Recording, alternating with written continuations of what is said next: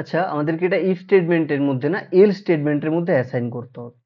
এল স্টেটমেন্টের মধ্যে যদি আমি অ্যাসাইন করি, দেন এই ভ্যালুটাকে এর মধ্যে পুট করি, তখন আমরা যদি আমি এখানে অ্যাড করি, সাপোজ ক্লিয়ার করলাম console, then node index dot JS করলাম, আমি এখানে ভ্যালু নিয়েছি 45, তো parent scope no discount available,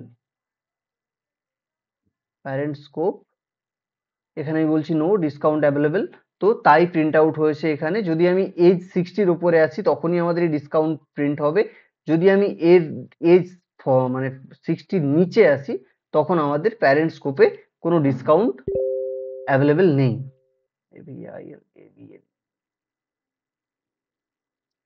এই হলো আমাদের পুরোপুরি লেক্সিক্যাল ব্লক। তো আমরা অলরেডি 4টে ব্লক সম্পর্কে জেনে গেলাম।